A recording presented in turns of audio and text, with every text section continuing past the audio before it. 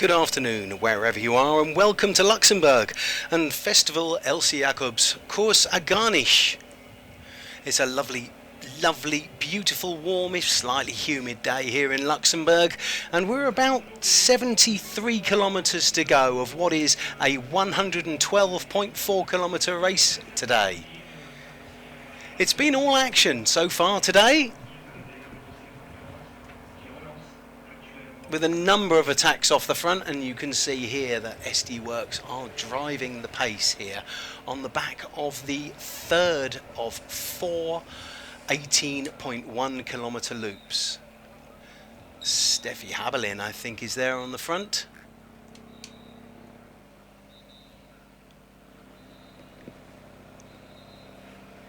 And just an easing of the pace here. We've had some crosswinds, we've had the Peloton falling apart and reforming, all sorts of things going on today. And as you can see on the right there is AG Insurance Sudal Under 23 development team just going on the attack there, lifting the pace with one of the Volker Wessels riders right on her wheel, and the Visma Lisa Bike team closing it down. Haberlin from SD Works right on her wheel. Looks over the shoulder.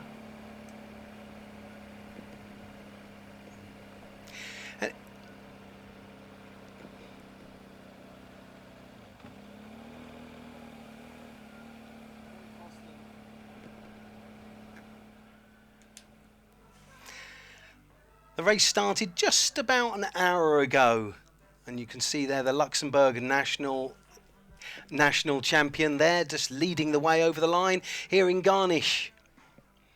On to the first of these four longer loops. And Anina Atazalo, the Finnish champion rider for Uno X Mobility, was the first rider to make an attack. We've had some crashes, sadly, and we've also had some abandons. And here you can see the Ugandan national champion there, just getting back on her bike. That is Diana Ingabari. And there, one of our crash victims there is Monica Castagna of the Fassa Bortolo squad. We've had an intermediate sprint already as well. But now we've live pictures. My name's Owen Rogers, and I'm here with someone who has more Luxembourg national champions than I've got fingers and toes put together. You'll never guess, but it's Christine Majerus. Hello, goedemorgen iedereen. You thought you would forget your introduction, but see, you didn't miss it. No, I didn't. I practiced that with my wife the other day. I said, this is how I'm going to introduce Christine, and she said, I bet you forget. And I didn't. You didn't? I didn't. Congrats. Thank you very much. But there you go. Yeah, you can see we're on the narrow roads on the third lap of of the four loops that we're going to be doing today.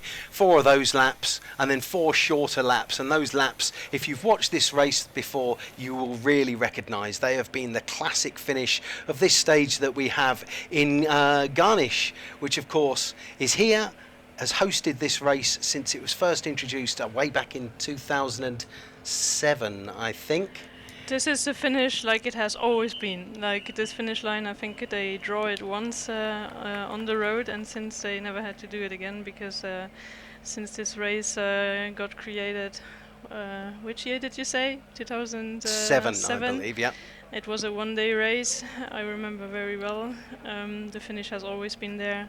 Slight change this year, because the line moved backwards a few hundred meters. So which makes that before it was a little uphill sprint of 250 meters, and now it's only 150 meters left, 100-ish, something in that way. So it's going to be a different sprint.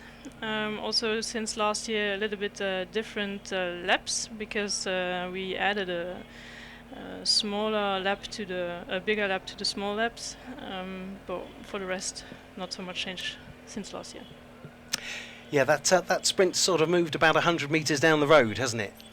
Yes, we have some road works going on here in Garnich, so the organizer, Zaftasing, was a little bit forced to change the finish line. It's going to be a very, very fast sprinting into the sprint because it's a downhill finish then. But we'll see. I never managed to handle this sprint really well. Maybe this year I could have handled it a little bit better. It was very hard always to time it well, because it was a big difference between the speed you had in the downhill and the speed you had when you started sprinting.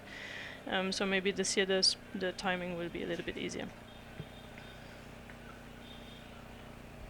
What we saw until now, at least, that you said it before in the introduction, that there were some attempts of attacking, but this part of the lap is, personally, I think, not hard enough to really make a difference. You can see you can make others suffer, yes, but to really make a small group happen here is a little bit harder, especially as on this part it's mostly headwind or side headwind, so it's really hard to make a difference. We've got some open country with a bit of wind coming up, haven't we? But this is the Scottish team, the Alba Handsling development team, made up of largely British riders, mostly Scottish riders, and with a name like Alba, which is the ancient name for Scotland, you'll guess that they are based in Scotland, hence those are sort of Scottish looking colours with a bit of purple and a bit of blue and all that kind of malarkey going on. Just some housekeeping before we get going. We have already had one intermediate sprint, which was won by the Australian national champion Lucinda Stewart of Liv Alula Jayco under 23 continental team. Mia Jensen of Uno X Mobility was second, and then we've also just as you came to join us, we'd just gone with one of the first classified climbs, and that was won by Tess Moorman of AG Insurance Sudal Quick Step under 23 team. There you go, and then we have a little bit of... That was pretty interesting, but I think the most important thing that happened until now was this big crash. As you could see on the TV show, on the TV pictures, you saw the ambulance standing there on our right, but on the rider's left hand. We had a pretty big crash on the lap before, which splitted the peloton in several parts. And unfortunately, seeing the ambulance still standing there, plus a team car waiting for the girl who probably crashed, is not necessarily a good sign. I hope the rider is okay. Yeah. That's why the ambulance was still standing there. So we here have a two rider breakaway, which is actually the first breakaway that sticks a little bit. Looks like the peloton decided to let them hit the wind a little bit alone. It's a little bit a small group for me. I mean, this is. I hope for them that some riders can join them pretty soon, else it's going to be a long day. Also, the Scottish rider seems to have already a little problem with her shoe. Her boa is not clipped in. Yeah. It's a little bit bunch riding. You touch each other not only with the elbows or with the shoulders, but also sometimes you touch wheels with your shoes, and then this kind of incident can happen. You lose a little bit power while pedaling. Maybe she should take the time to clip it in. Mostly you can clip them in again. Is it broken, I wonder? But just the rider here in the white on the left of your picture is one of the Luxembourg and Austrian national team riders. That's quite an interesting thing, the two countries put together. What's that about? Yes, we do that quite a lot in the past years, because we both have not enough riders, and fortunately the rules of the UCI do allow for some categories of races, of course not the big races, but smaller races like this one. They do allow to have mixed teams between national teams, which is nice, because then our girls can race and the Australians can race too. So they work together, especially in the U23 categories. I think they did the Tour de l'Avenir the last 2 years together. So 1 year we ride in the Luxembourgish national jerseys, just like here, and then the year after we ride in the Austrian jerseys. Here it is Nadia Heigl, so it's an Austrian rider in the lead. And the other ride there is Lauren Dixon, the Scottish rider. But as we just said, it's pretty hard to get away here. It's, as I said, headwind. the big teams are behind. We saw that Uno X closed the gap. Focus Vessel, SD Works Pro Time behind Jumbo Visma, Ceratisit. So I think it's really up to those 4 or 5 teams that will decide what race we're gonna have. Yeah, just so you know, we've got we had 115 women on the start line there this morning. 5 national champions. We've got 20 teams with 5 from the World Tour. That's SD Works Pro Time, Uno X Mobility, Visma Lisa Bike, Rollin and Ceratizit.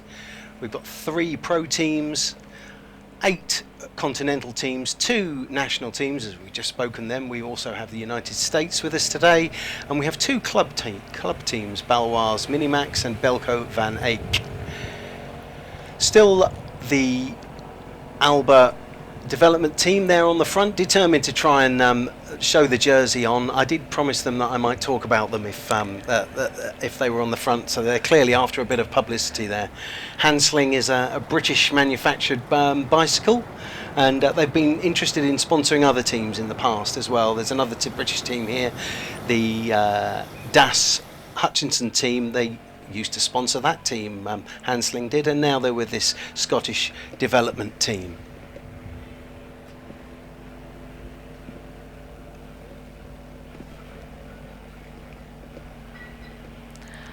So yeah, I suppose that these 4 laps, now that I look at the last 3 laps, just are tiring out the legs. I hope that maybe someone tries something in the last of the big laps, making profit out of this part actually here, which is quite not that easy as it looks like. It's actually only a false flat, but it's a little bit longer than you think.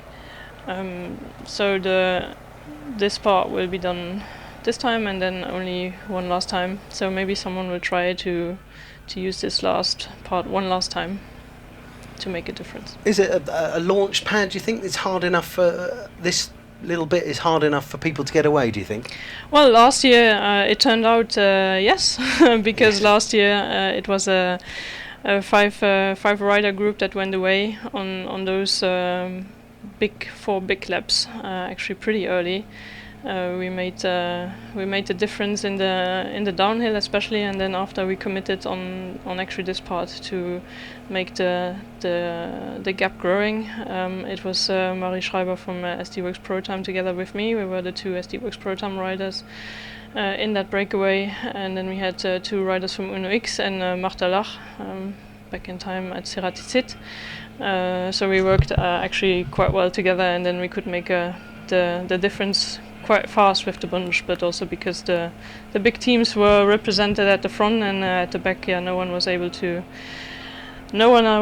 ride faster than us. So actually it can be hard enough. We proved it last year. Maybe though this year the wind conditions are maybe a little bit different.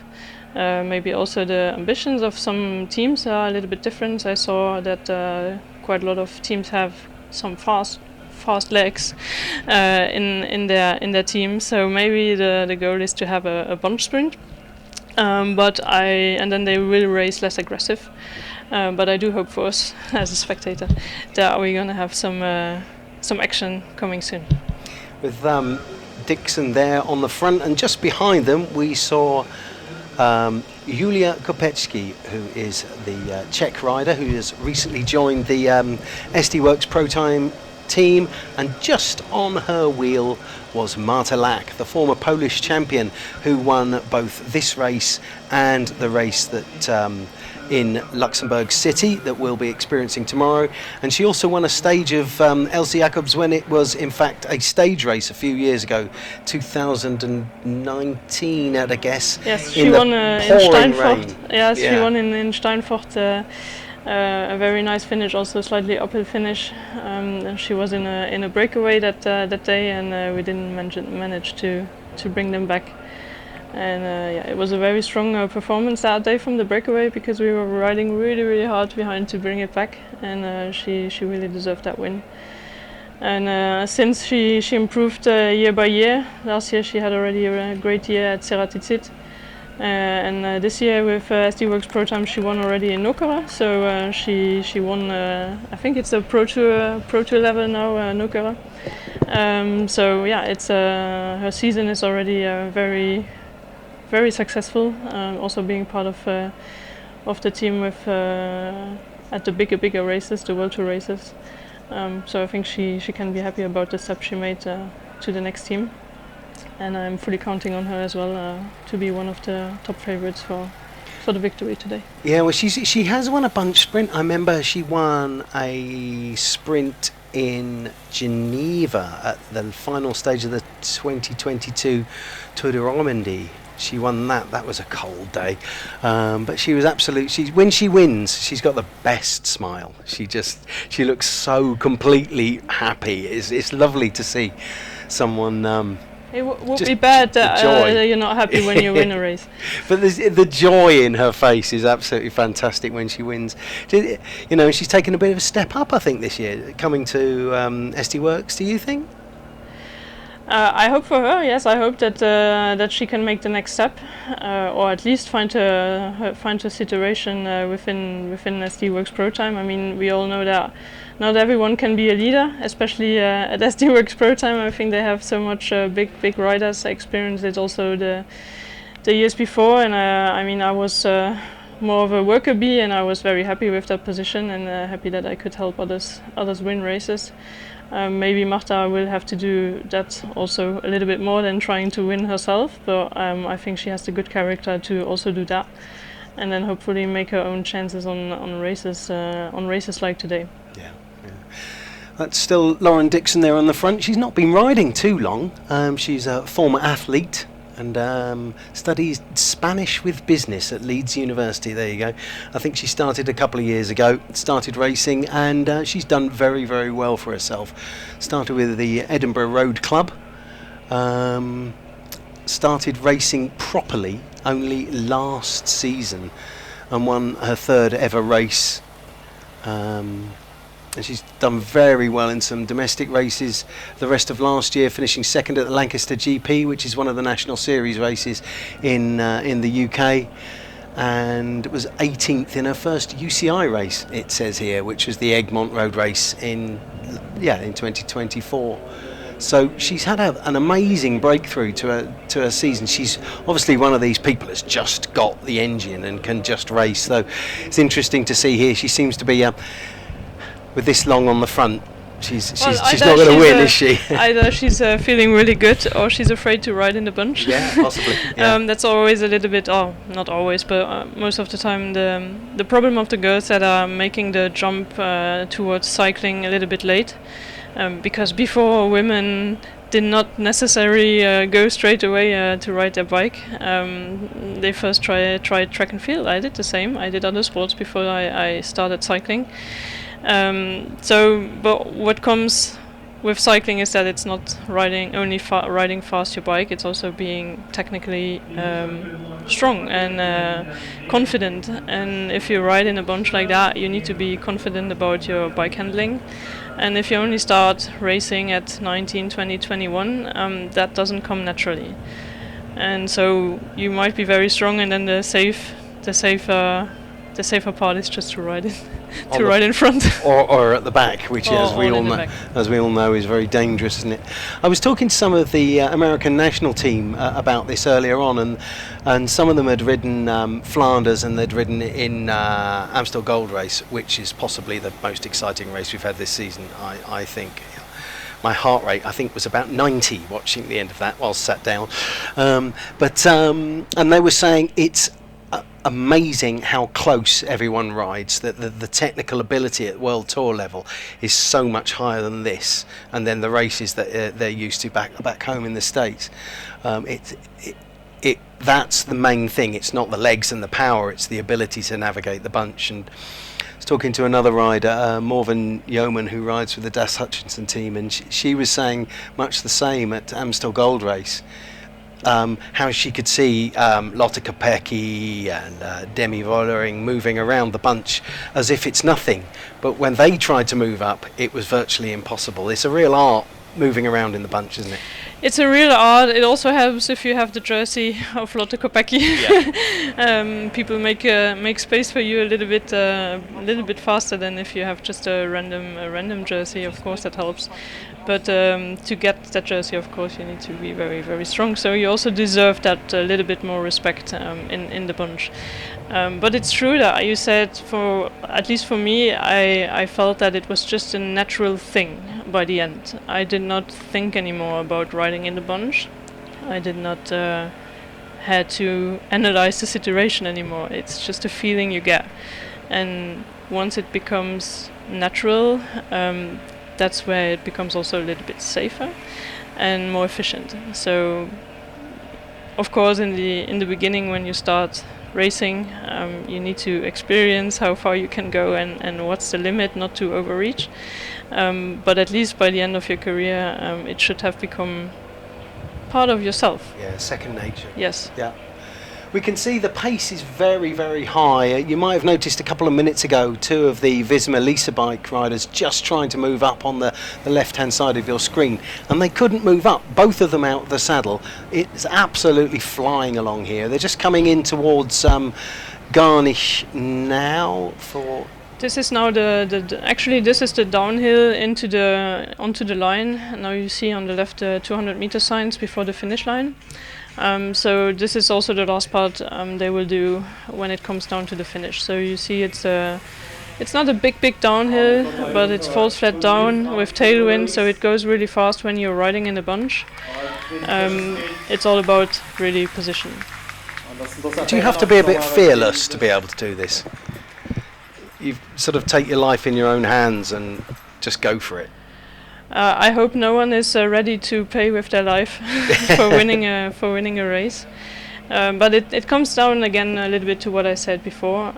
It has to become something natural, and you should not think about it, because once you start thinking about it, means that you miss this extra second or 0.1 second to take decisions, and that's the seconds that will make the difference if a move is safe or if a move is not safe.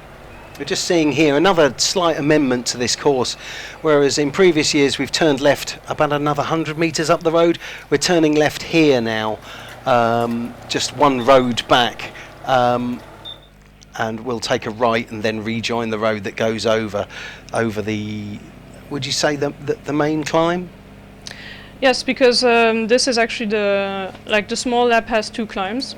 This is a little bit steeper and punchier one, and then there's a longer one at the back of the lap. What makes this climb a little bit harder is not so much that it's gradient, but it's the running into it. As you can see, it was very fast over the line. It's hard to get back into position, and then you start straight away the climb with a lot of turns, as you can see here, and you will never come back into position if you were out of position at the beginning of the climb. That's really what makes this climb the hardest. And once you're at the top, they will hit side wind. So there will be no shelter at all, and that's what makes this climb special or hard. Do you think this is a place on the shorter laps, because this is here in the shorter laps? This is the place where someone can make the difference, make an attack. I think on the shorter lap, what really makes the difference is that the difficulties are coming back quite fast, because you have this climb and then you go fast down, and you go straight into the next climb, which is less steep but as hard. So you actually have only climb down, and I think by the end of the race, that's what will make the difference.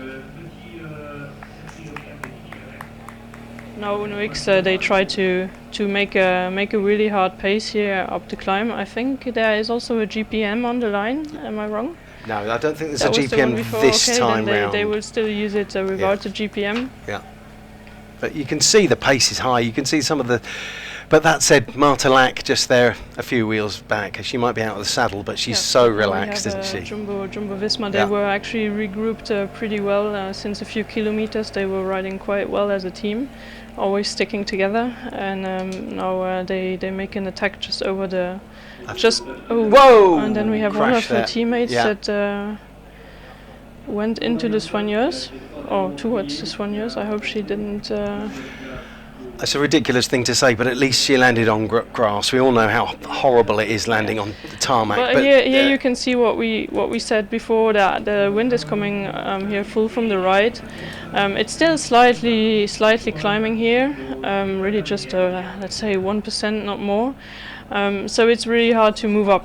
If you were not in position over the top, then there will be splits, like like when you have a side wind, and you can tell already here after position 10 behind Marie, she's trying to pace it back towards Jumbo Visma, that you can see gaps showing up.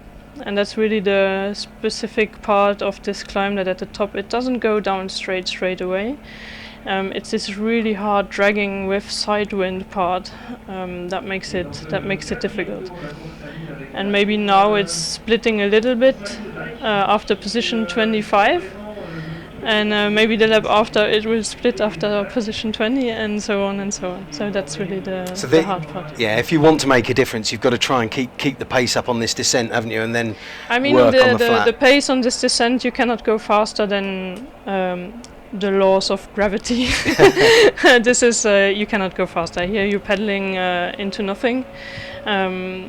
You can see here that Steffi is taking the aero position to make this extra speed because she has no gears left anymore. It's really a fast straight downhill. It's not dangerous. You have a fast corner just coming up now, a left-right corner. But for the rest, it's just a scary fast downhill because it's really fast. And then on the short lap, it's quite a tight left-hander, isn't it, at the bottom? Whereas today, it's sort of kind of... Now there's like 50 meters, like a bridge climb, I would say it without it being a bridge. And then you have like a 180-degree corner going into the next climb. So you really enter the next climb without any speed at all. You know, I come from one of the flattest parts of England, and I don't know how to go downhill. Is there a flat part in England? Yeah. I've been several times to England, and I've suffered like hell. So you should tell me where I should find. You should come over, and I'll take you across the fens to March, where it's like the Netherlands. You know, we're talking. Really? Yeah, we're talking 5 meters below. In fact, I did a ride last year, and we wanted to ride the highest and lowest parts in Cambridgeshire. I think the highest is something like 100 meters, and the lowest is 6 foot under, as we say in the UK, is literally 2 meters below sea level. But we got a little group come off the front there. We just lost a little bit of reception, but we're on to the final of these long laps. There was an intermediate sprint over the line as we came through past us here in Garnich, and that was won by Noah Janssen from Liverlula Jayco Continental Team. Rebecca Kurner, the Danish national champion, was second for Uno X, and the Luxembourg national champion Marie Schreiber was in third there. A jersey you wore for many years. How's it feel seeing someone else wearing your jersey? It's not my jersey. It's a Luxembourgish champ jersey, and I was lucky enough and privileged enough to wear it over all these years. And Marie, she beat me last year. She was just better in that race, and completely deserved to represent our beautiful country, as you could see with the castle of Beaufort just 2 seconds ago. Our beautiful country in the world of international cycling. Was it quite nice handing the jersey over, because you knew you were retiring at the end of the last season?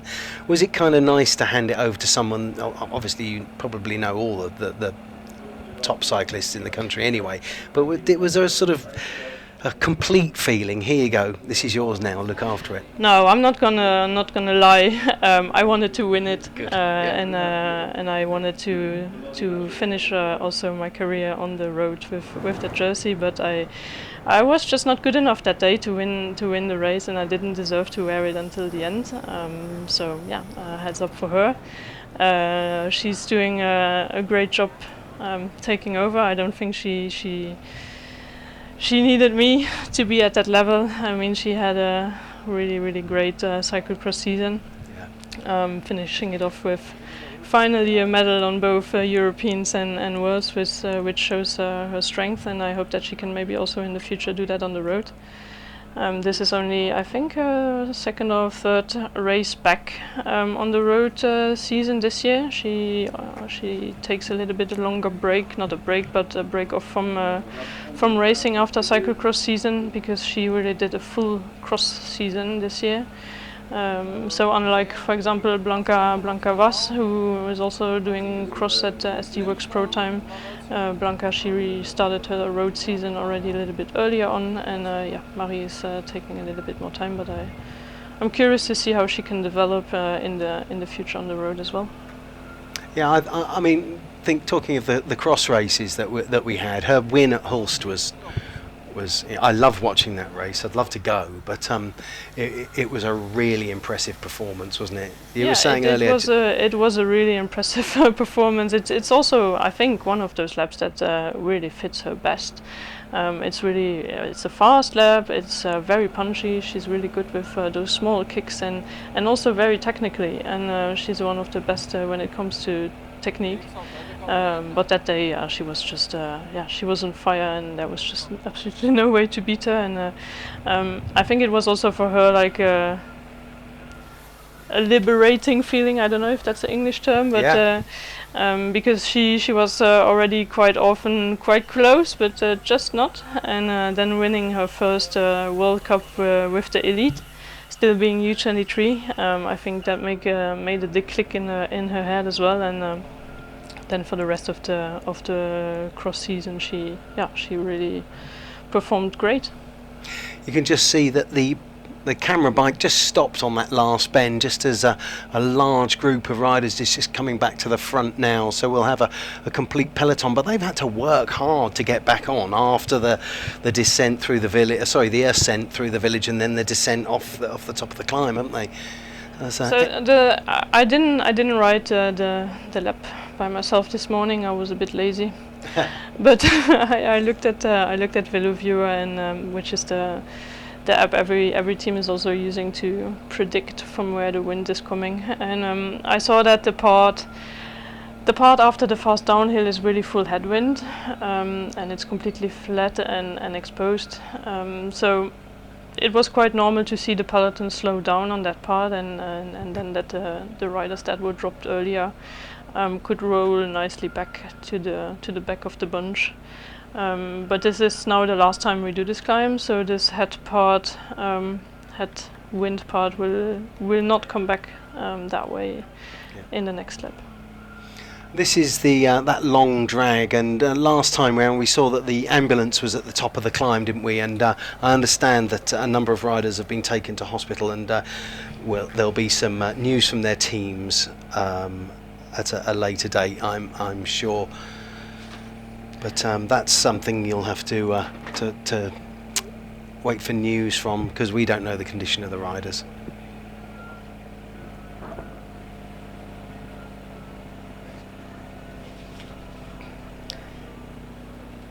We can see, I mean, this is just the effect of the climb, isn't it? That the peloton is fairly bunched now. No one making a move. The Alba Hansling team there on the far left. We've got Volker Wessels, the Roland, the Swiss world team are there. You can see on the trees behind that it's really windy. Here probably full headwind, and as this is also the fourth time they do it, they by now know how the conditions are on that road, and if it makes sense or not to take an action or not. when we see this situation, it probably doesn't make sense for anyone to make an attack. That's why it's like, I think now in this lap nothing will happen anymore. They're probably trying for new chances on the other climb, the one that we didn't do yet, where the situation then might be a little bit different. We can also see that the sky is not looking really exciting behind, to be honest. The preview gave some chances of a thunderstorm. I know. Coming in at about 4, I think it said. And when I look at the color of the sky behind, well, it doesn't look so good, to be honest. No, and that can maybe also explain the wind gusts that we can see in the trees. Yeah, the forecast, just looking at the forecast now, it does say 40% chance at 4 o'clock of thunder and lightning, and luckily the roads in this particular country are absolutely fantastic, and so you're not going to have that many issues other than the normal issues you get in the wet, are you? You're not going to lose yourself in a pothole that you thought was just a puddle. That's not going to happen here. It might happen in Cambridgeshire, but it won't happen here. No, we are having very, very nice roads, very smooth roads. My average speed when I ride here is also always 1k an hour higher than when I ride somewhere else, which talks about the quality of the road here. It's also very grippy, so now if it should start raining, that shouldn't be a problem for the gripness of the road. We are also, you can see it's very green, so we are also a country where it's regularly raining, so the road should be pretty clean. You have it often in, for example, in Spain when it didn't rain for months sometimes. That then when there's one little raindrop falling on the street, it's becoming like riding on ice. So that should not be the problem here.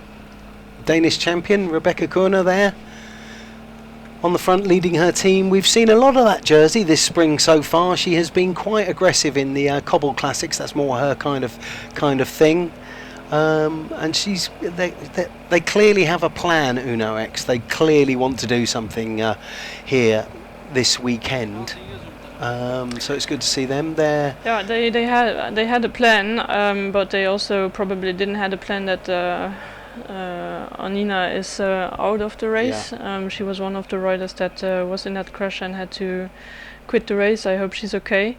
So there are only 4 left, but they have a very fast Italian rider, Confalonieri, which in the past did some very good sprints and also won big races when it came down to a sprint. So they have a quite aggressive racing style, with then always 1 or 2 riders as a joker card for a sprint. And if it should come to a sprint today, then I would put my money on a little bit on the number 183, which is Confalonieri.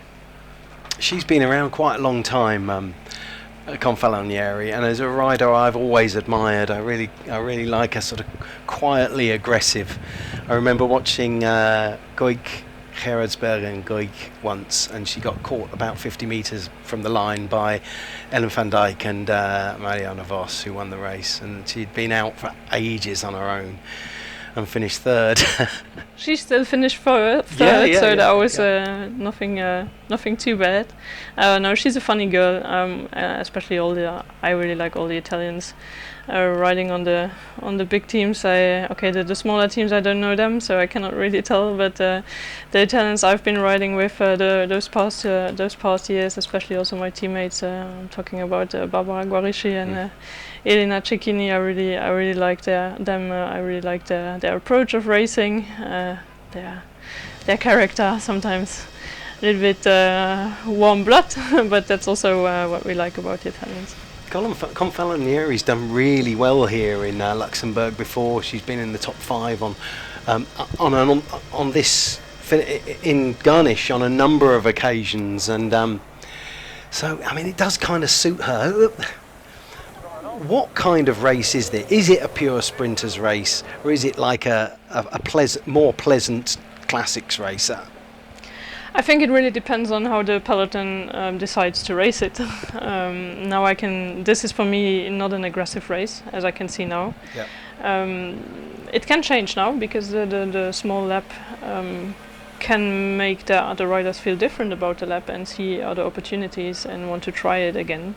But for me, until now, this is not an aggressive race. And if you don't have an aggressive race, even if there are some climbs in, the sprinters can survive it. I mean, nowadays we don't really have these very specialist sprinters and very specialist climbers. We have sprinters like, for example, Lorena Wiebes, even if she's not here. I mean, she's also one of the best climbers in the world. Absolutely, yeah. So laps like this would not scare her at all, and you could be sure that she would be there by the end to make still a very, very good sprint. And I'm pretty sure that we have more of these types of sprinters in this bunch riding at the moment. So yeah, it should be a sprint, but how big the bunch will be or how big the group will be, that's actually the riders who are deciding how that's going to happen. By now you could say that they want a big bunch sprint, but yeah, I hope that the small lap will show something more aggressive and something that is more painful to the legs of the non-sprinters. And the non-climbers, sorry. Here go the Alba Hansling team, just upping the pace a little bit, and Steffi Habelin there from SD Works Pro Time has closed it down and moved quite conclusively past the rider there, with one of the Volker Wessels riders on her wheel. You talk of Lorena Wiebes, it's not a race that she's ever won at, believe it or not, because she could quite easily win GC here, couldn't she? She was in very good position one year to win it, and then she crashed very hard. I think she won the prologue with quite a lot of margin, to say, because this prologue you also have to explain a little bit. Before it was a stage race of 3 days, so the first day was a prologue of only a little bit less than 4K or 4-ish Ks, so very, very short, but it was very hard because it was also with a climb in, with a lot of corners, so you really had to sprint out of every corner. It was really a sprint prologue. And the year where Lorena won, she won it with a huge margin and had this leader jersey on her shoulders for the day after, but then she crashed really hard and was just doing teamwork for her teammates until the end of the race, and then she couldn't win the GC, but she probably could have easily without the crash. Yeah. This is a really hot pace being set there by Habelin up that climb. You can see that we've split the race there. You've got Marta Lack, her teammate, Habelin's teammate, just a little bit further back. And a number of the big teams, I don't know how many Uno X have got in there, but you can see they're leading the chase a little bit further back, and it looks like that rider. There is an Uno X helmet in here, isn't there? So I wonder what their strategy is. Are they going to chase it? Are they going to let someone else close that gap? But you talk of the people that won this race, there's quite big names won it over the years. You know, Kasia Niewiadoma, Elena Cicchini has won, Anna van der Breggen, Emma Pooley. There's some fairly big names that have won here. It's quite a prestigious race, I always think. Yes. That's why I was so happy to come. It started as a small race, and then it became pretty quick a big race. Also because it was we were lucky. Well, the organizer was lucky enough to organize it at a time where the calendar was not that big as it is now. So. We had Marianne Vos winning it, we had Anna van der Breggen winning it, Kasia Niewiadoma winning it, so really the big names won here, and I'm really proud that I also won it. It's because it's my home race, it's my club organizing it. That's why I'm also sitting here on this seat commentating the race with you. And they really put a lot of effort in to organize it every year. They all do it for free. Which is also not that easy anymore when you can tell that women's sport and women's cycling is getting more professional. Also the race organizations are getting more professional. And if you're then doing this as a bénévolat, it does become more and more difficult. Also considering that now the calendar has become so big, you need to consider that tomorrow we have the Vuelta Femenina starting. So that's hard if you need to convince a team to come to Elsy or to go and race the Vuelta. That's also why they took a step back again in the category of the race, to make sure that they could still have a nice peloton, maybe a level under, but still being able to bring a lot of very good girls together and I think it helps race these nice races. It certainly helps being the 1.1, because you can have the bigger teams here, more of the bigger teams, can't you? Yes, because if you have 1.2, you're only allowed to have a certain numbers of World Tour teams, and now we still have, like, I think now we have 4 or 5 World Tour teams racing today, so that's quite a lot. That's more than last year. And I hope that they can keep this level of competition for the next years. As you can see, Steffi Habelin has now just melted back into the peloton. Someone else is taking the lead, and that's the common sense thing to do. She's made a move to try and put some pain on the legs of those behind her. She's split the bunch, and when it's come back together, she goes back and saves it for the next time round. Yes, but now Jumbo-Visma takes it over, going into the first of the small laps in a few kilometers. What showed the attack of Habelin was very strong and very painful, because it really splitted the group up. It was not a small group that was there, but quite a bigger group. Why didn't it go on? Well, because no one wanted to take it over. And that's often the problem when the group is too big. Everyone is looking at each other and says, well, yeah, you can do it, and then by the end no one is doing it, and then it comes back together. But what that shows is that if you do an effort, you get rid of a lot of girls quite fast. So that should give confidence also for the smaller laps that are showing up now, that if you do a move, and if you commit to it after it, and if you find strategies with other teams, because often you cannot do it alone. You need to talk to other teams. You need to make sure maybe to regroup with a team that has a little bit the same ambitions than you, a team that doesn't want to sprint if you don't want to sprint, or a team that wants to sprint if you also want to sprint. So that's then often the road captain who goes and talks to other teams and see if they can combine strengths and then decide on how the race is moving on. You can see clear roles here, though, in the SD Worx Pro Time team, can't you? That Habelin has the job of putting the pressure on the climbs and attacking, and then you've got Kopecki and Schreiber there doing the work of keeping near the front of the race, and as opposed to setting the pace. They're just having a presence there, aren't they? Yeah, as you can see, that's more and more also, like, you see it a lot in men's cycling, but now more and more so in women's cycling, that the teams are really riding together. You can see Canyon Tram on the right, you can see Cofidis on the right. It's not just one rider, it's 2 or 3 riders. It's really to stay together and being able to communicate together and also take decisions together if you need to take them. See the hand signal there from the Cofidis rider, just making sure people know that there's something in the course they need to take care of, and it's that sharp old turn. 42 kilometres to go, and they're just heading back towards us. Now this is the really I always think this is the crucial part in this race, isn't it? In the last couple of laps, is this bit, the lead back through the village past us here at the finish line, and what's going to happen. Yeah, we're gonna see now a little bit how the new combination of climbs are gonna play out on the peloton. So now we're gonna do the same climb as we did before, but then we're gonna go straight into a new climb where you will have a different wind direction, I think. Oh, we should normally, in theory, have a different wind direction. So that's gonna maybe play a little bit different on the form of the bunch, and everyone knows that as well now. So that's why you also see all the teams, the big teams, lining up together now, just to make sure to be together there when it goes now into the climb, and not to be surprised about someone doing a bold move or not doing a bold move. But at least you were there and you were not surprised.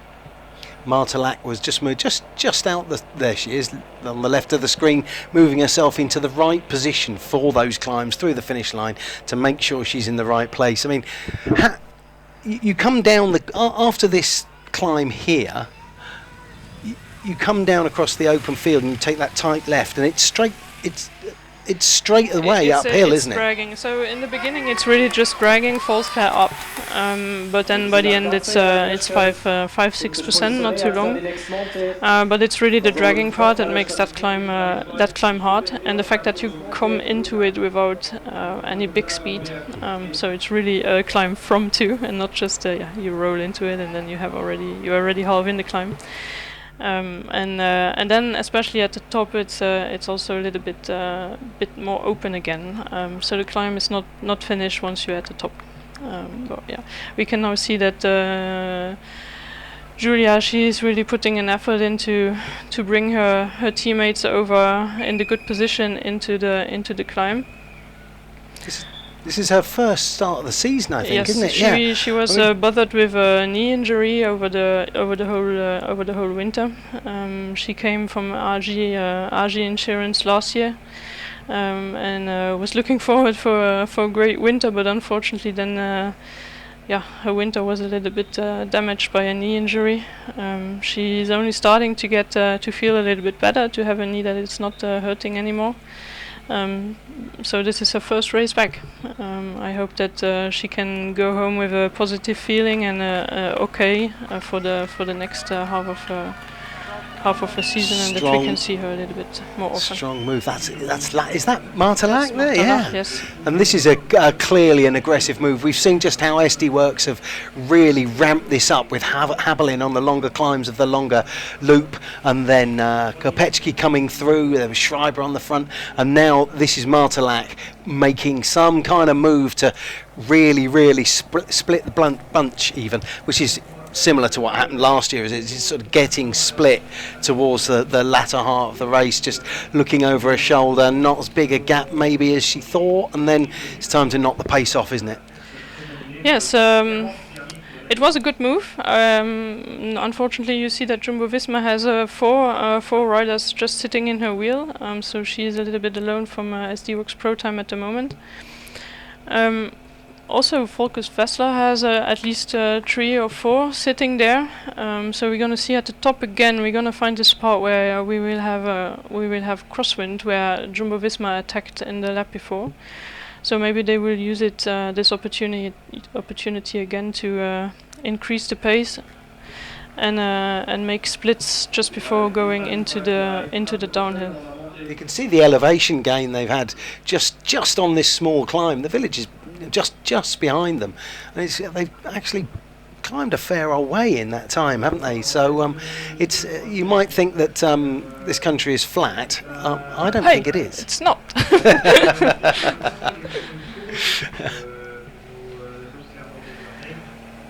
Here we also have the feeding zone is at the top. This year we have a little change in the feeding procedure. The UCI got a little bit stricter with where you can feed and how and for how long. And before you could actually feed anywhere, and now the soigneurs really have to be in the area where the UCI or the organizer decided to put the zone, which doesn't always make it safer, because you need to fit all the soignees from all the teams in one short zone.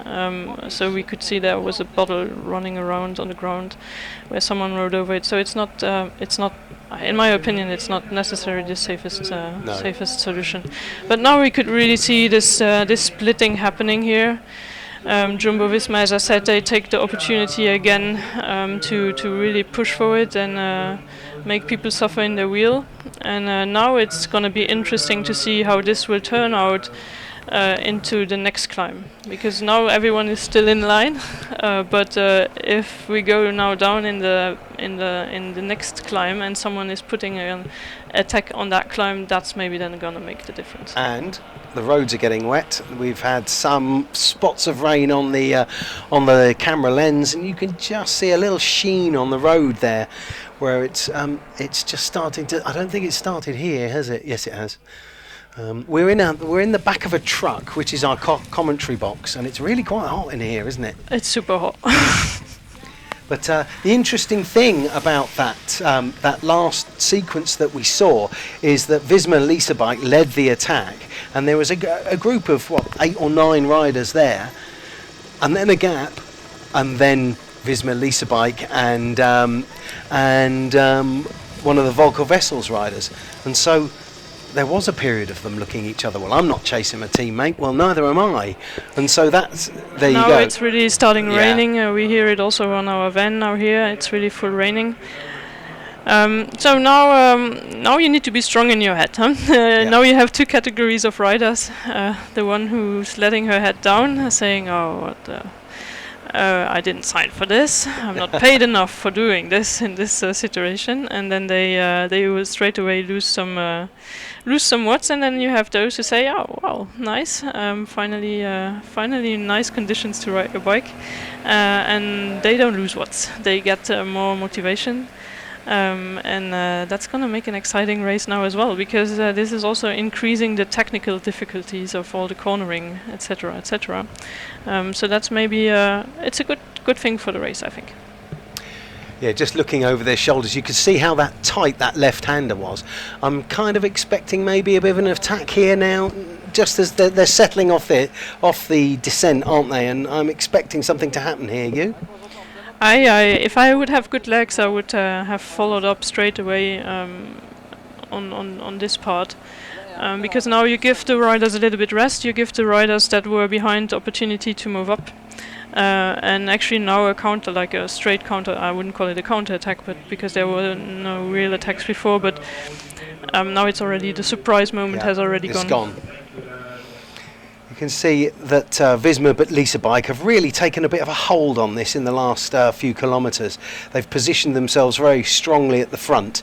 Habelin from SD Works Pro Time has just positioned herself right on the wheel, looking around. There's a bit of it's turned a bit cagey, hasn't it? Lack is looking across there at Marie Schreiber, who's just off his screen. There she is now, and there's a bit of feeding going on, and I think this might be a bit of a calm before a storm. Well, a calm before a storm, well, but in a storm. The storm is there already. Yeah. Umbrellas up there from the people at the side of the road. Bottle throw was not really. When I was doing a bit of Category 3 racing many years ago, my children used to come to races, and I used to have to throw my bottles to them. Yeah, so you are actually allowed to throw them at spectators in a safe way, but there's always what is a safe way? You have different opinions about it. So now we really try to avoid every fine and every discussions, and we try to throw it away only in the feed zones where it is allowed. Of course, we would like to make more spectators happy about giving our bottles away during the race, but you have to know that not everything is allowed anymore, unfortunately. That's when sometimes you have those nice signs where you made it yourself, like bidon, bidon. We would like to throw them, but you need to realize that we are being fined if we do things that someone is judging dangerous. Yeah, as a child, if Christian Majeras throws me a bottle, I'm going to think, wow, I've got a bottle. You know, I love all that, and I do think it takes just a little bit of the joy away. Though, of course, we have to understand that these things sit in a road ditch for tens of years. I completely agree with you. I also hate it when I see riders throwing bottles into the green here. If someone would throw something here in the hedge on the left, I would also be very angry, because that bottle will not be found by anyone. And it's happening quite often that these things happen. Upping the pace here from AG Insurance Sudal. This is the part on this second new climb where it's getting a little bit steeper again. And you can see that AG took the opportunity to use this harder part to try and make a difference. Here the wind also comes from the right. Now they will turn into a part where there will be hedges again coming from the right. So just now they are protected again. Just before there was an open part, that's why there was probably a gap. And once they come now over the top, there will be like more 200 meters more. It will be completely open. And that's crosswind time, isn't it, really? Do you think? I think it depends really on how the thunderstorm or the storm is developing, because you can see here the road is completely dry. So it rained a K away from there, not even 500 meters away from there, and here it's completely dry. And thunderstorms have this bad habit that they change the way of how the wind is supposed to blow completely upside down. So normally it should now come here from the right. But as we are really not in the eye of a storm, but just next to it, the wind direction might have changed a little bit. Great to see the Alba Hansling team on the move again there, just being closed down by the AG Insurance Sudal under 23 Continental team, and once again Steffi Haberlin, the former, well, still mountain biker, isn't she? She did the mountain biking. So I'm sorry, I'm talking about the mountain biking before, because this is now really important. As you can see, the wind is coming from the right, and this is really now a nice part to put on an echelon. These two do it by themselves. Yes, maybe they should turn around and wait for a little bit more people. Now Marie is coming also to the front. She should make it now again a little bit closer again, so right in the middle of the road, so that not so much people are sheltered behind, and then just go full gas. Because it will be painful in the front anyway, but if you're riding in position where number 103 is riding here, you're also having a lot of pain, you're taking a lot of risks to ride nearly in the gutter. And you will be probably dropped anyway. So that's Joel Messimer, the German rider on the Canyon SRAM Zonda Crypto Generation team there. But you could just see they're not quite putting it on enough, are they, to create a split? The pace is high, but it's not hard enough. It's not hard enough, and now the surprise effect is actually gone. Because the next time they come over the climb, everyone knows how the wind is standing, and that there will be echelons, and then they can organize. Now there's a pretty big group. This is 20, 25, 30 riders, where everyone will be looking again at each other. So I don't think this will. Yeah, I might be wrong, but this will maybe not really collaborate. So the bunch will be complete probably by the time we go into the final downhill towards the line again. And this is how it goes, isn't it? Here it sort of comes and goes on this lap, doesn't it? With it comes and goes, and often there's no big difference made, but it's always then when you think it will not happen that it happens. So you cannot say it didn't happen this time. I'll stop. I'll just chill at the back of the bunch, because that's when it then will happen. So you still need to be really focused. It didn't work this time. It maybe will not work at all to make a small group go away, but it still can happen that there will be a 10 or 15 rider group that can split away. I would say split away. That's a new word, to split away. Just saw Marie Schreiber reach out and put her hand on Steffi Haberling's shoulder. I think Marie was just perhaps struggling to be able to close a gap of a move, and so it's just saying to Steffi. No, I think she wanted Steffi to ride in front of her to shelter her from the wind, or to move up, because Marie at one moment she was actually riding in the wind, which she at that moment of the race should not do. So how do you think? I mean, we've got 31 kilometres to go now. So how do you think this is going to turn out? Is it going to be a bunch kick, or are we going to get it breaking up over the next few laps? If I was riding now, I would feel really good for last time, because this is now really going into the final. Last 30k, you don't have so much time to do stuff like that, and if you didn't fuel enough, then you cannot ride a final. I would go up to my teammates and talk to everyone, ask how everyone is feeling. Make the decision which plan. You always have more plans. Which plan then in the end we're gonna follow?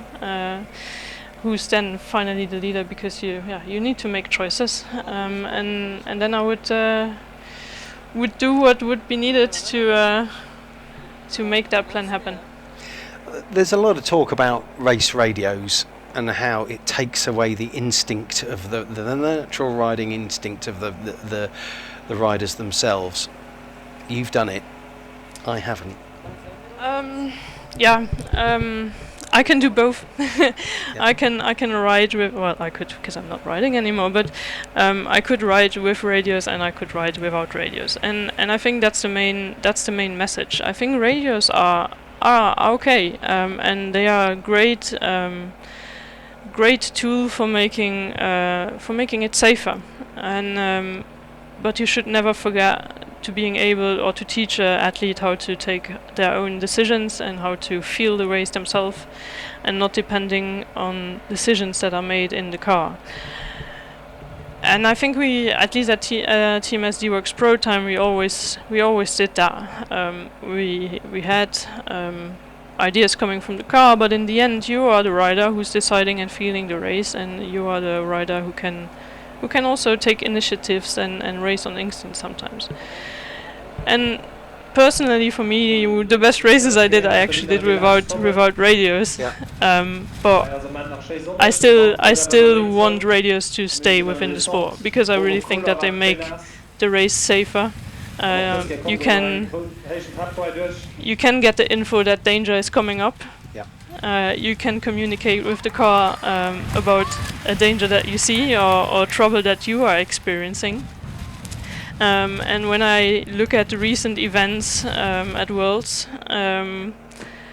we have to talk about it, where we have a rider that unfortunately had a crash and passed away because no one could communicate, or I don't know if that would have been possible at that moment. Anyway, we cannot go back. But I still think that radios can sometimes save someone's life, and only that fact should be reason enough to keep them in a way in the peloton. I remember there was, this is years ago, there was so much discussion about it, and the UCI was saying no, and then I think it was a Tour de France stage, but certainly down in the south of France, and the race organisers needed to get an ambulance through the peloton, like wide road, but you know what the peloton's like, it's like this seething mass, and of course they couldn't communicate with the riders because some trial was going on to tell them to pull over to let an ambulance through. I mean, yes. All it is the modernisation of the sport. Everything moves on. Nothing should really go backwards. Yes. Nothing is all good and all good or all Absolutely. bad. You sometimes need to accept the bad parts to get the good parts out of something, and the radio really is that. I also want to make clear for the people listening to us, it's not, if we are racing with radios, it's not like there's someone screaming it in our ears the whole race. Really, you need to take a step back and realize that that's not at all the reality, at least not when I was riding. I never had those kind of sport directors. Maybe others do, but then I think then they are bad sport directors. To be honest, I was lucky enough to have always very good sport directors, and I was never feeling any stress or pressure because of was doing any bold or dangerous moves because of what was said in the radio. Now I'm talking for myself. Maybe other riders feel it a little bit different or not, but at least for me it was like that, and I think the majority of teams are handling it that way. I've been in team cars before, in big races, and from my point of view, what you hear most of is don't forget to eat, don't forget to drink. Remember, we've got this climb coming up, make sure you're in position. It's not you must do this now. It's mostly just to keep your focus. Yes. And that's also sometimes important, because sometimes if you are having a very boring race, you lose also focus, and then the sport director is there to get you back into the focus. And now we see that the last part was really hard. The last time we did this part, the climb and the side wind, and we saw just Lonneke Uneke, my old teammate, who's now riding for Volker Vessels. Sorry, I get this name wrong all the time, but she was leading her teammate out for. Is there a GPM going on again? No, that was last lap round. Then it was just to try and make this split happen again. The split that happened the lap before. Try and see if they can make it even better. I've got the result of that last GPM, which was first was Amy Gornall, who is one of the Alba Handsling riders, Then Tess Moorman from the AG Insurance Sudal under-23 team, and Steffi Haberlin from SD Works Pro Time. I'm coming back to the mountain biking because I had to cut because it was exciting. So she's coming from mountain biking. Very decent results on mountain biking, and she did already try to come on the road before. I know that she was also in talk with UAE 2 years ago, I think, but then decided to still stick a little bit with mountain biking. I have the feeling that after Olympic year, a lot of people try new things out. Some people retire, I retire, and others are saying maybe now is the year to try something new out, and I think that was the case of Steffi. From what I've heard, she has quite impressive values, and she is a real talent also for the road. But again, here we have, you need to get used on riding on the road. I from what I've seen of her in the races over the last three or so weeks, she is incredibly kind of active and doing a lot of work, taking her role very seriously, and she looks also to have the legs and the abilities to complete the task. Yeah, I mean, you can only do that if you have the legs, else you're just surviving at the back of the bunch. And it's also only like that how you learn the job. If you're only just following, you will not. It will not happen actually. Maybe sometimes one in a while something will come to you, but most of the time, if you don't try something, then it will also not happen. And I'm I really like her style of racing this race. Yeah, she looks to me to be a really aggressive racer, which fits the style of the team really. They, from the outside, it strikes me that SD Works pick their opportunities when to be aggressive with care. Yes, yes, with care, because you can be aggressive and do it for the love of the sport or for the show, but most of the time we just want to win, and you win when you do intelligent moves most of the time. And if you just if you just attack whenever you want, then you're not going to win. You need to really be able to feel the moment, and that was definitely always a strength of SD Works Pro Time. Others do it as well, very well. I'm just coming from them, so I can only talk about them at the moment. But absolutely, I think one team who do it very well, who have had very little success this year, they've very little payback, is Little Trek. I think they've been aggressive. I think they've been intelligently aggressive. You just look at Paris-Roubaix, but it just hasn't kind of paid off for them, and I kind of feel for them. Yes, I'm sad they are not here, but they would have made this race even more interesting. But yes, they have a very strong lineup also this year. They recruited some very strong riders. Until now, it didn't unfortunately pay off the way they hoped for. But it doesn't mean that it will click in one of the few next races. I always say if you have that good rider, it has to happen one day. It also has to fall together, everything. It's I look back at Misha Bredevold when she won Amstel Gold Race, when she says, it finally all fell into one piece, and that's it. Actually, sport. That's life. It always has to fall into pieces, and it will not fall into pieces if you stop trying. Absolutely. And, that's my life lesson. Yeah, I do think that's why sport is so interesting, why people like it. It's not so much the sort of physical exertion and stuff. It is how sport, in general, does reflect life a little bit, and without the kind of consequences that there are in other parts of life, and that's why it's fun. You take the rough with the smooth. When it's good, it's great, and when it's bad, it's bad. So it's not fun every day, but the efforts you put in, you get them back at some point. Of course, not everyone gets them back the same way, because we are coming with more or less talent. We are coming from different backgrounds with different opportunities as well. But I do believe that if you put the effort needed into sport, into school, into your work, you will always get something back. Yeah, some interesting new faces come to the front there, just being handled the bottle and taking a sip and then handing it back. Wouldn't have been allowed to do that in COVID regulations. Is Tamara Dronova for the Roland team. You've also got, we've just seen Barbara Goriski come to the front, haven't we? It's the first time I've seen her. I sort of completely forgot she was there, and that's what one of her absolute great talents is. Yes, she's one of the riders who can really ride well in the bunch, who also feels the race. She knows when she needs to be in the front and which wheel to follow or not. It's really ability she has. She's also a very fast rider.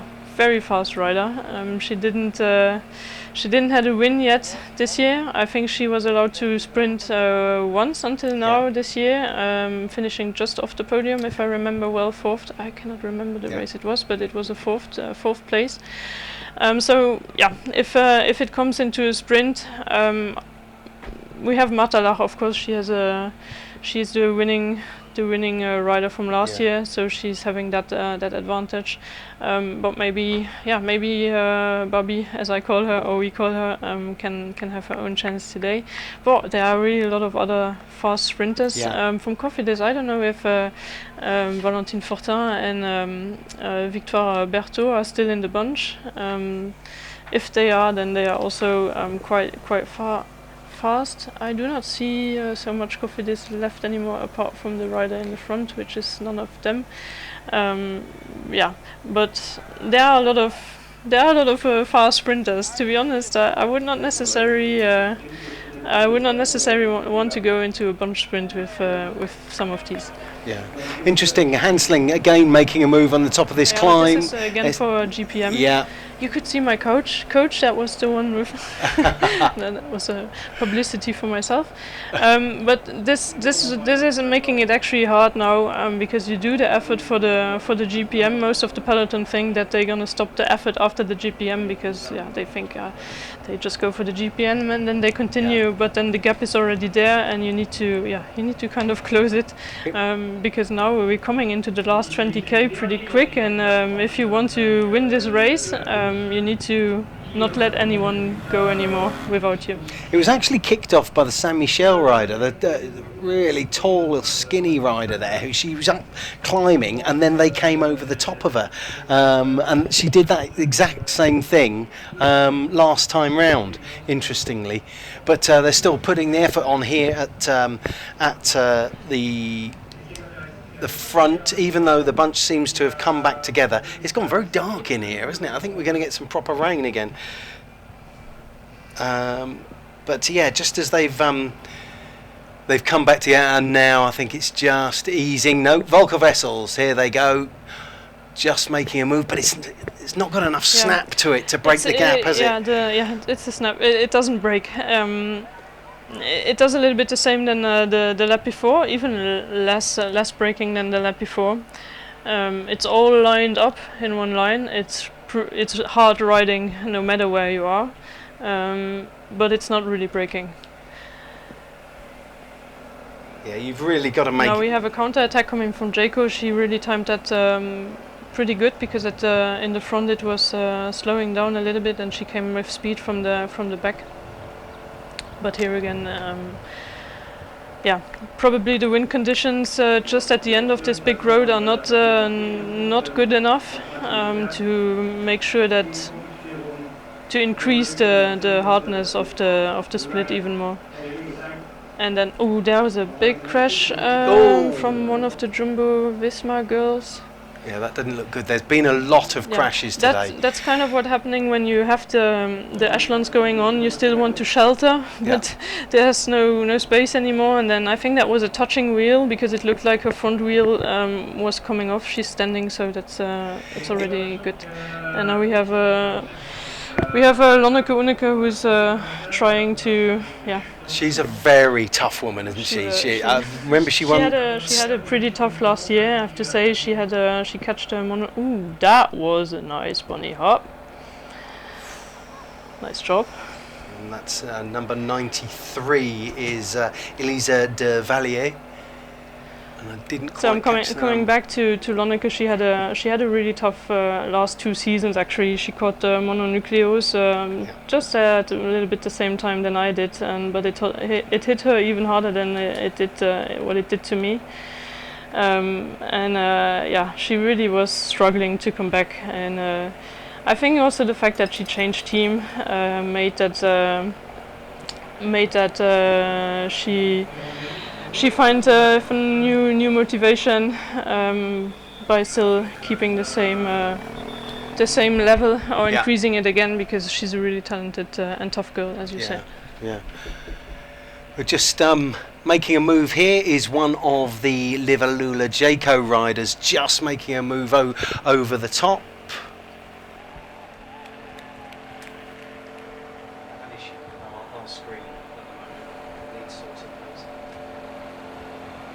Just making a move over the top there, and she's got a bit of a gap, bit of a looking over the shoulderage going on there. And there is a little bit of looking, and she's now really got to take advantage of this, hasn't she? She's just coming in towards the final 20 kilometres, in towards the finish line in Garnich again, just coming up to you relatively shortly. One thing I would say about that crash is the rider that was laying in the road, she did sit up just as she went out of shot, which is great to see. I hate to see when people are lying still, but no one is particularly interested in trying to close down this gap. I mean, I think the chances of us staying away with 20k to go on a course like this, and at this particular point in the course, are quite slim. But still, my feeling is, as sort of naturally conservative, I don't want to let that go. Yeah, I mean, she has a good gap now already.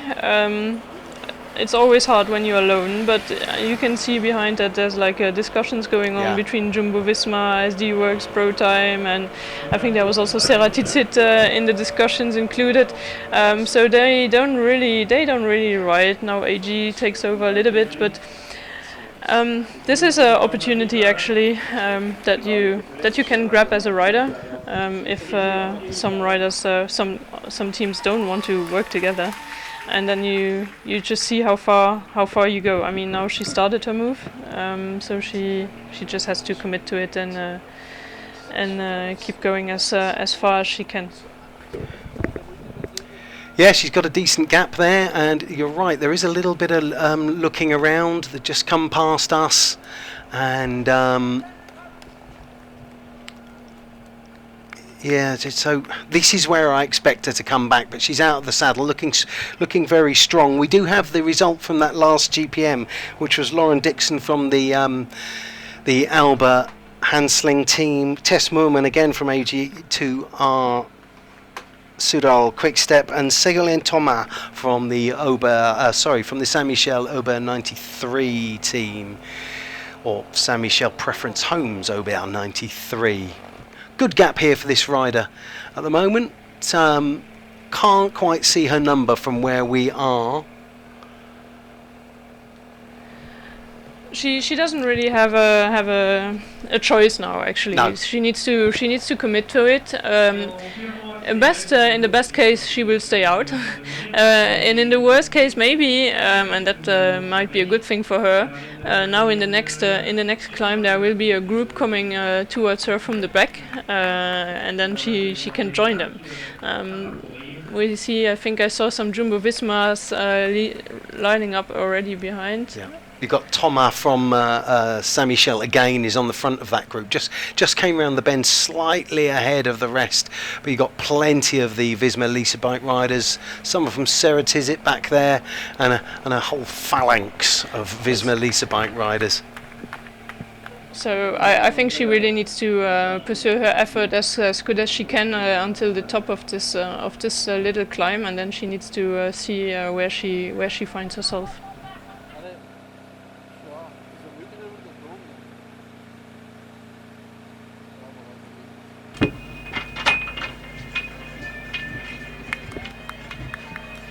So this rider, I just can't see her number, and I don't recognise the rider as she's just coming over to the top of this climb now. But she's going to be back in the clutches of the bunch pretty soon.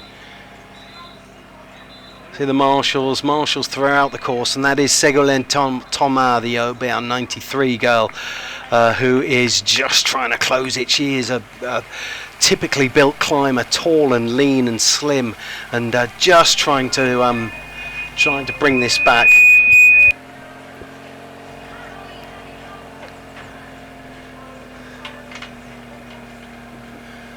Just trying to bring it back now, but sad we've lost our pictures at the moment. I don't know if you've still got them.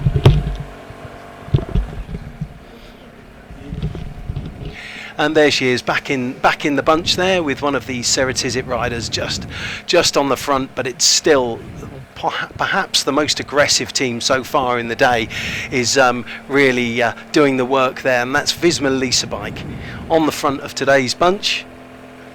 Is that Linda Riedman there on the front there? Yes, it looks to me like it's Linda.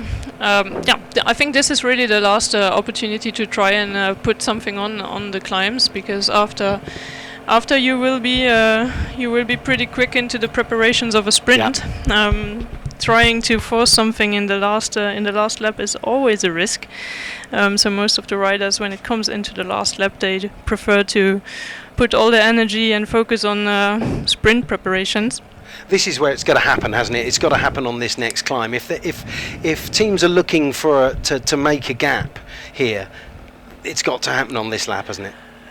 Yes, in my opinion, at least if I had to take decisions and I see that despite trying, I mean that's the main difference. Despite trying to make it break or to make it split, it didn't happen. Then in the last lap, it also will not happen. Unless everyone is looking at each other and you're lucky enough. But if it doesn't happen really now, despite efforts of several teams, then I should probably focus more on the sprint and taking care of my best sprinter in the group. Riedman has been around this sport her entire life, and is one of those riders. This is the perfect situation for her. A hilly, perhaps not mountainous, but a hilly race is her terrain, and not only that, but she's also good against the clock. She's a good time trialist, so she is the perfect person that you want in a race at a moment like this to up the pace and try and make that split purely through grinding people down, isn't it? I followed her on the last national champion German championships. That was a race that was shown on TV, and I was quite impressed by her performance and the way she rode. Of course, she did other races, but as I was with her in the races, I couldn't observe it as well as on the TV. But I was quite impressed about her performance. What can you pick up? Dronova just off the back of that group again there, the Roland rider. What can you pick up in the peloton from riders on other teams, you know, that you might be thinking, oh, they'd go well in our team? Yeah, yes, you if you see someone doing a good job, then you of course want them in your team. Now we have this is the perfect moment for SD Works. Now, if they really put the pressure on, they've got virtually the entire team at the front. Yeah, go. Yes, Steffi. Now I think Marta should let that go now. Yeah. Okay, or with two, it's also good. But then Steffi should wait. Wait a second. Yes. Okay. Now go. This is also a nice situation, of course, but it's a situation. It either works or it doesn't, and if it doesn't work, you put a lot of energy in for nothing. So maybe we see from the back if one of the big teams is starting to chase. Jumbo is not there. AG is just with one. Yeah, this is maybe a nice move if they start working smooth together, not doing 100%, but 99%. This is now these two have really got to keep the pressure on, haven't they? And then hope they've got sufficient teammates to sit around near the front and put people off. I would like to see a SD Works Pro Time rider just at the front of the bunch, trying to disturb a little bit the chase of Jumbo Visma. But as I said before, this is now a full effort here, and this is very nice if it works. It's a masterpiece.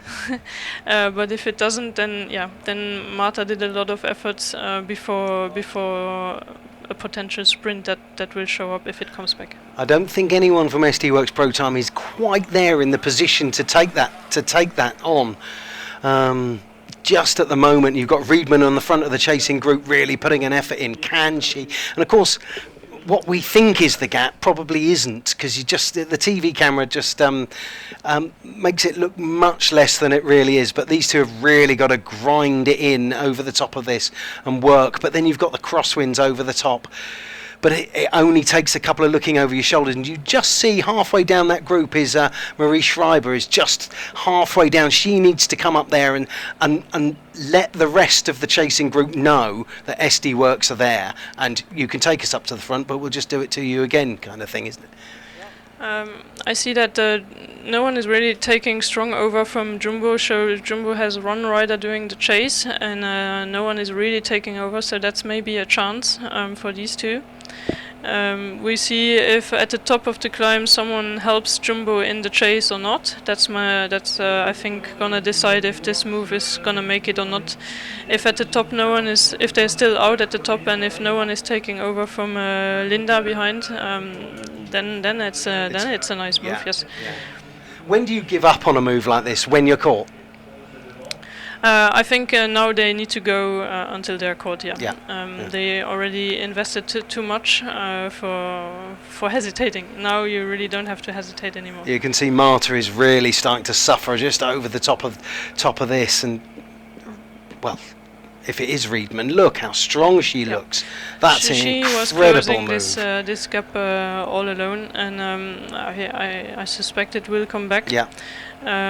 We need to, the riders then need to pay attention for counterattacks just over, because now we're coming into that dangerous position with sidewind again. And this was a very fast climb, and if someone is leaving a gap, then that's maybe then the right move. Big breathe out there from Steffi Habelin, just as the Visser Lisa bike rider brings this race back together. On the back of this group you have Marie Schreiber. She's the only other SD Worx Pro Time rider in the group. Segel and Thomas there from the Saint-Michel Aubert team just coming to the front. She is not the kind of rider who is going to be able to get this home together. Yes, but you have Jumbo. They will regroup, and if they're smart enough, they try to make this group even smaller by putting it on the gutter, because they are three. Especially as with Linda, they have a very strong, apparently a very, very strong rider within their team, and they probably also still have a sprinter riding around. Yeah.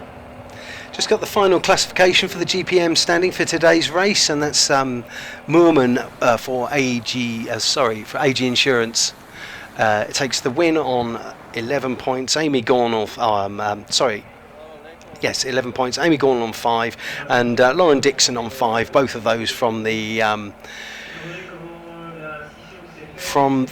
Alba development team. Straight to the front here on this this gradual descent, isn't it, into the final corner is I've forgotten her name, Marie Schreiber. Yeah.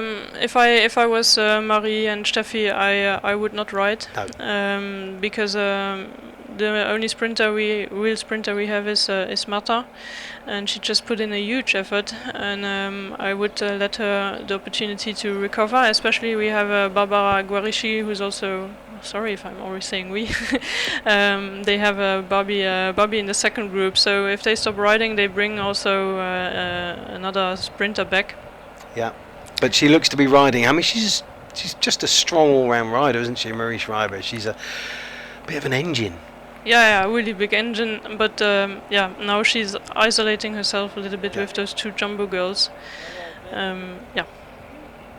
I mean, it's a feeling thing. You take decisions on the bike. It's a feeling thing. If she feels that she's feeling very strong, then she should definitely try it.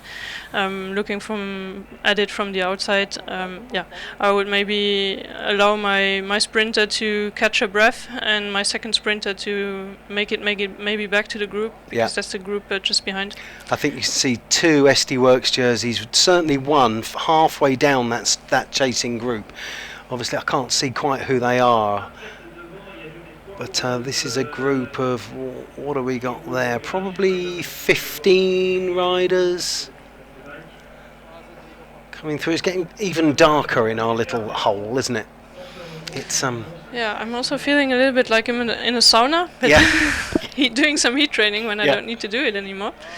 Yeah, I had 2. But maybe it's also the stress of the race. I had 2 tops on when I arrived, and I once they closed the doors, I stripped off down to just the one, because it's very warm. So here we are with it's a bit more than 10.8, isn't it? Sort of 11.5, 12 kilometres left, isn't it?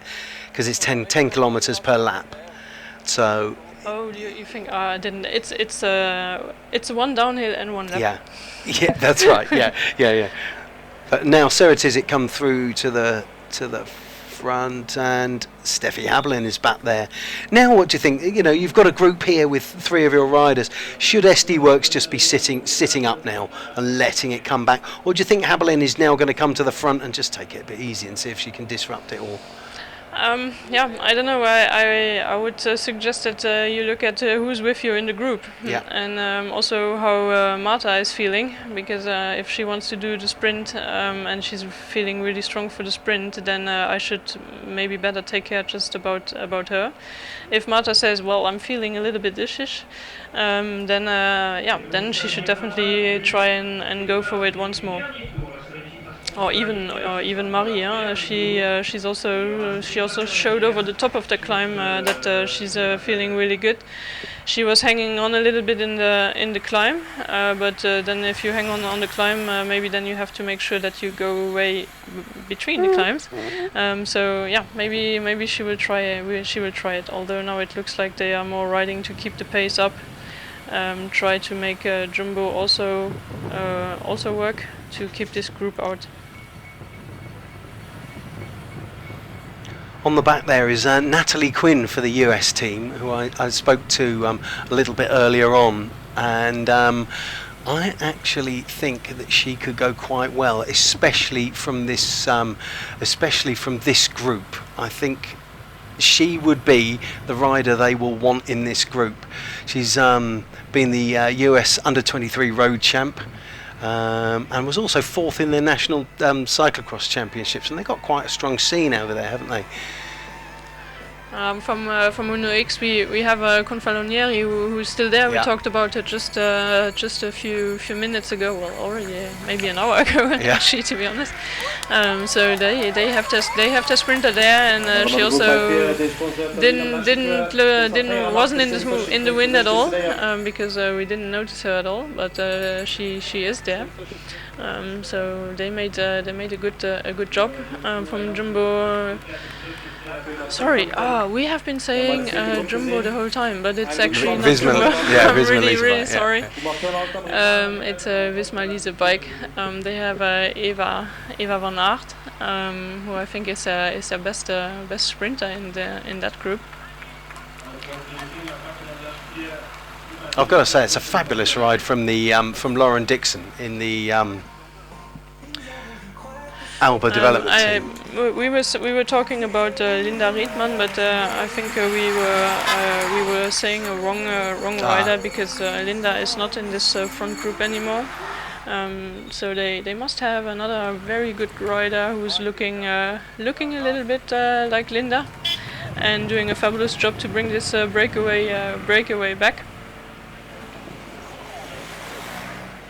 Just the bikes coming through suggests to me that group is getting on it.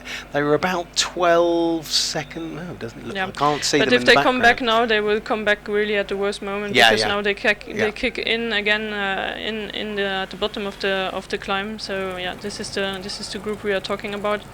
To be honest, I don't think they will make it back, because probably someone will, if it's not the Michel Aubert 93 who will decide to keep the pace high. Someone will try an attack, because this is, if you're not a sprinter and if you want to make it happen, then this is actually one of your last opportunities to make it happen. So someone will keep the pace high at least on this climb, and then I'm not so confident about this other group coming back here in this climb. Maybe they will come back if all in the end everyone is still looking at each other and they kept on riding a good pace, but probably not here on the climb.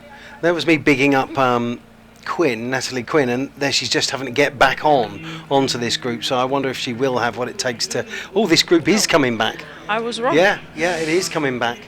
We see Ségolène Thomas there at the front, and I don't think, certainly with a teammate in that chasing group, that's not something she should be doing. She should not be on the front. She should be, especially as she's from one of the smaller teams in the peloton. She should be hiding. And I think same here for Lauren Dixon now, the Scottish rider. It's now time to hide. Yes, very, very clearly. This is not the moment for them to ride in front. Now it's up to the bigger teams, the riders or the teams that have more than 2 riders represented in this front group to take over the pace. And anyway, her pace was not good enough to keep the speed up and to avoid that group behind is coming back. I was Saint-Michel are one of the pro teams now. They're one of the middle level. There are 3. For those of you who don't know, there are 3 levels of teams. There's world team, there is pro team, and there is a continental team level. And Saint-Michel Preference Homes Ober Quatre-Vingt-Treize. Bad accent, but the right word. Are one of the pro teams, so it's nice to see them taking responsibility in the company of some of the world teams. But for example, now she's chasing behind, and it would absolutely not be her role. It's nice she does it, which shows that she's very strong. But sometimes you need to also take benefit over the fact that you're riding for a small team. When you're riding for a small team, you are allowed to say, "Hey, I'm riding for a small team. You're on the big team. It's up to you to ride." Especially when you've got world teams around you. So that was not her time to ride. Now Steffi brought it back to Wismar. Yeah. But this group didn't make it back completely. No, and another attack here from Wismar. Watch out for counter-attacks. Yes. I see Marie Schreiber's been dropped from this group and is in that second little cluster of riders just coming on. The pace is high on this descent. It's interesting. I think we missed something because we saw Luxembourg, which is very nice. But I think by those few seconds we saw landscape of Luxembourg, we missed action. That just came over the top of the climb, and there was probably an attack going on in this group, which made that some of the riders that were in dropped out, and maybe 1 or 2 from the group that was behind caught this group, and is now in the first group. Hard to say because we didn't have the image. Is that Browser on the front, the Cofidis rider from Ceratizit?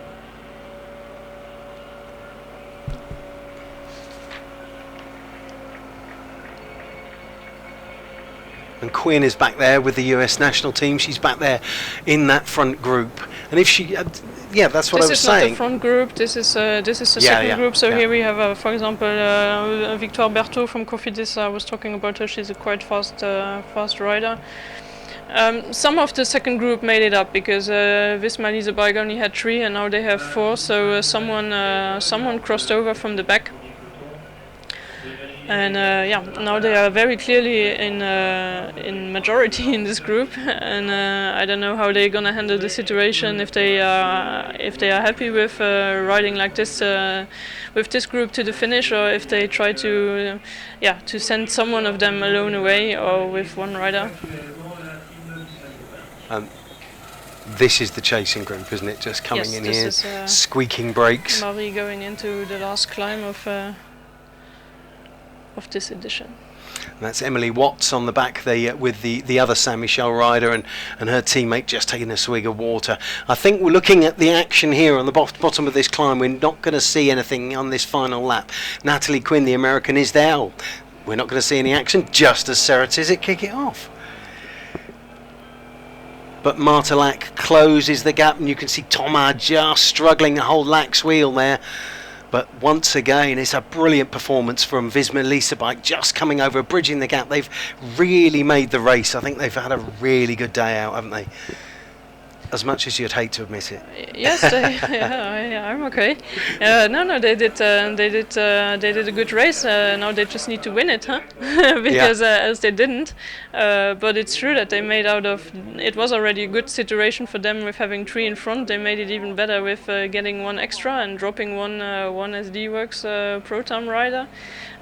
So they made it better, but now they also need to make something out of this situation, because if they now all look at each other, the group from behind will again come back, and then it was a bit all for nothing. Because now at the moment they are really in the position that they are 4. They could actually, if they're having good legs, they could do a lot of, they could create a lot of situations. Well, 2 or 3 of the American riders in this chasing group here, and Volker Wessels also have 2. Marie Schreiber is sitting there, 4th wheel. Is that going to come back? I mean, what is it? It's 10 seconds. I got it wrong 5 minutes ago, so I'm not going to say anything anymore. Right, I'm going to stick my neck out and say it's not going to come. Just looking at that shot and looking at Thomas just opening up again, she's really aggressive. I commentated on her at the Tour of the Pyrenees last year, and she was super aggressive in that race. And it's great to see her still being aggressive, though, as we said, perhaps some wasted energy now and again. Well, it looks to me like she's more of a climber. Yeah. So if she feels like anyway, if it comes to a sprint, she will not really make it. So I cannot say don't try her chance here. Yeah. Really, if she wants to do something, and if she's a pro climber, then she should definitely try it. I'll tell you what, I think Quinn is looking really strong at the back of the group there. Yes. In the Siniska team helmet. She rides for them, and she's riding for the US squad here today, and I think she's looking very strong. Marta, no, that's Haberlin, isn't it? 2nd wheel, just keeping a high pace. I'm not sure about Lack. I think sometimes she looks like she's going much harder than she actually is. She's good at hiding. She also got me a little bit. She got me a little bit last year. Did she? Yeah, she was a little bit playing with me. I think she was playing well the poker face. But if a sprinter can, I would not say she's a pro sprinter, but they can suffer a lot, especially when it comes really close to the line. They can really go over the limit, and I think she's probably about to go a little bit over the limit. She is a sprinter for this kind of course, with quite a difficult hill at 5k from the line, isn't she? She is perfectly suited for this, but she's really having to grit her teeth now to come over the top. Yes, but she has to, because if she doesn't, then when her team is not in, and this is a good move now here. This is a good move if they talk to each other, but I think Marta is a little bit on her limit. Yep. Everyone is looking back and happy to be in the wheel. I think that's Van Aert, isn't it? Yes. Yeah. Also thinking already a little bit about the sprint. That's also making that maybe Marta will not take over. Seretit is taking over. We have 2 riders coming from the back. I think that's also Confalonieri. I'm sorry, a long day. So she will not take over because she's a sprinter. My pick for the win then, if this group stay away, is Confalonieri. Yes, because she didn't do any stupid moves. She wasn't in the wind once, I think. No. And she definitely is a very fast sprinter. So this is actually, if this group of 5 would go to the line, it would be that would be very. Is that still Lonica? No, that's not Lonica. No. And Confalonieri, as soon as you say she's not going to put her nose in the wind, comes to the front and puts the pace on. She is a strong rider. We've got just about 2.5 kilometres to go now, and Confalonieri just makes a move. She doesn't keep it going though, and now we've got the Volker Wessels rider just coming over the top, taking her turn on the front now is the former Polish champion and last year's winner of this race is Marta Lack, and on her wheel is one of the Seretizit riders. And this group is just... This group that broke up on the end of that last climb is being brought back now by Cofidis. Yeah, but Steffi is in her wheel, so she will not take over. Yeah. Now AG, they don't have someone in front. She looks like she's attacking the group from behind, so that's picking the speed up again. It's Lauren Dixon from the Alba Hansling team. Lack now on the front, nice low position, and she is really playing her card to try and keep this away. I mean, she's good against. She's got a big engine as well as a good sprint, hasn't she? She's a strong all-round rider. She really is a all-round rider, yes. But here in this group, really, they all need to roll through. They don't need to push super hard, but they all need to roll through, because as soon as they start looking at each other, then that's the second that will make that it will come back. Yeah.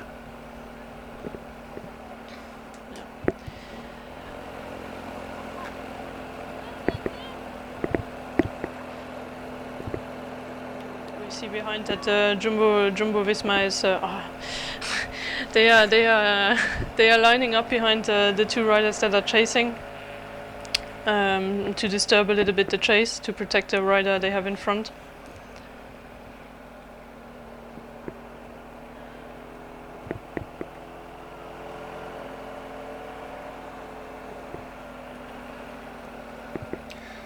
They're just coming back into the village now. We've got about 2 kilometres left to go. They're going to drop down into the village, take a left-hander just as they come into the next village, and then it's a sort of kind of windy, sweepy, beautifully surfaced bit of road back into the finish. And you've got to remember, this finish has been moved from previous years, so it's a bit further down the hill that comes into the village of Garnich here for the first day of Festival Elsy Jacobs. We have another race for you tomorrow, but here we go. This is the left-hander. Marta Lack takes that left-hander. Luckily, the rain has stayed away. Confalonieri is right on her wheel. That chasing group, led by the AG Insurance Soudal Quickstep rider, is just coming there, and she has Steffi Habelin, who is the teammate of Marta Lack, who's just trying to get this group of 5 women to come to work. Volker Vessels come through on the front, and then Eva Van Aert from the Visma Lisa bike flicker the elbow there. Van Aert lowers her head, gets into a more aero position, and herself flicks the elbow. This group behind, led by the Soudal AG Insurance Soudal Quickstep team, and it's now, there's a bit of caginess going on here. Confalonieri's not come through. Lack has taken that turn into the village, and she is now not coming through. They look over the shoulder. Lack shouts around at her co-escapees, and they're looking over their shoulder. Are they going to make it? 5 riders here into the final kilometre of this, the final stage. The first day of the Festival Elsy Jacobs.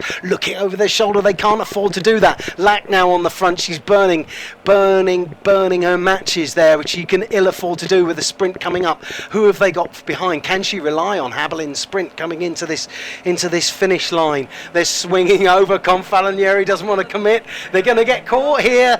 They're well inside, deep inside this final kilometre, looking over their shoulders. Is someone going to come over the top of them and take a flyer on their own?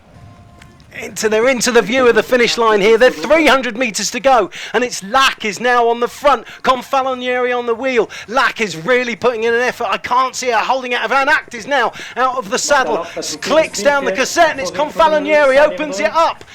Lack is going strong. Is Lack going to stay clear? No, it's Confalonieri coming over the top. Confalonieri or Lack? I couldn't tell you. I think it was Marta. I think it was Marta Lack. I think it was Marta, yeah. That's a hell of a sprint, considering the effort that she's put in. But her line was so good, coming around the short part of the bend. Clever riding. It's not all about the legs, just like we said. If she won, then she can thank her line she took, because she was in the inside and she just took the shortest way to the line. But I think we need to wait for the foot to finish, because it was quite tight. It was very tight, wasn't it? This race always breaks out. I can't remember the last time we had I think that's Dronova just winning there from that chasing group, with Marie Schreiber at the back, and another one of the SD Works Pro Time riders bringing up the rear of that group. And a series of Skodas. Not only are there a lot of Skodas here in the Luxembourg, I find.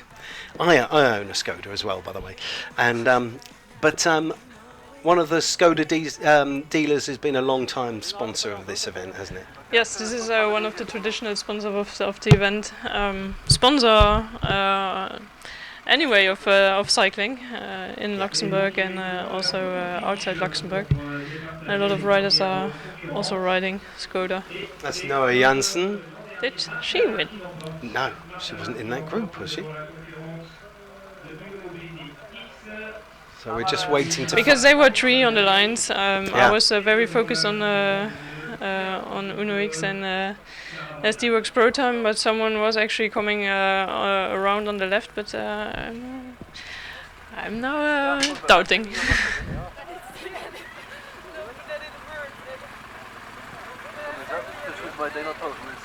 Janssen wins the points competition. I've just had those details through to me. So that's a good day out for a team, is to get any kind of prize out of the team, to go into a race with a goal and then to complete a goal. You're, as we say in England sometimes, quids in. You've done the right thing.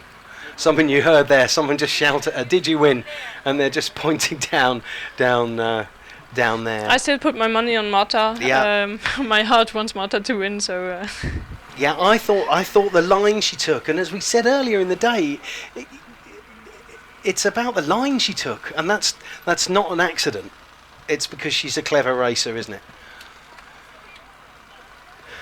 Coming back here, and you can see Marta taking a big gulp of water. I just heard if she win, really, it's a double win, because no one really wanted to take over anymore in this little group by the end. Yeah. She had to lead it out. She was in front from 600 meters on. Okay, she was not sprinting from 600 meters on, but still had to start her sprint from the front, and we all know that that's the hardest way to get it done. And Petra really Janko. Waiting for the I don't think they know the official name. I don't think they know yet. That's Petra Janko, the Ceratizit rider on the right side there, as you look at it. And we're just trying to wait for the result. But I thought Marta Lack's line was very good. But Confalonieri came around with really, really, really good power, didn't she? And she hadn't done quite as much work as Confalonieri in that last little bit of the race. And they've had a good race. I mean, I think Uno X have had a good race. They were active earlier on. I mean, Confalonieri hasn't had a win for nearly 8 years. So if she's won here, we should go and shake her hand. You probably won't, because you... I will. I'm friends with everyone. There's a slap on the back there for Marta, and I don't know, and I heard her name mentioned, so we're still waiting for official confirmation as to who's won. Yeah, and the Ceratizit Swanee there, who of course is the team that Marta Lack has come from, is just giving a wave and well, to me this looks like it looks like Marta's got Lack, it. Yeah. Wins this race for the second year in a row. Yeah. And number one stays number one. Yeah. And as we said, here you go. Here we see the sprint, and that is so close, so close. Ridiculous.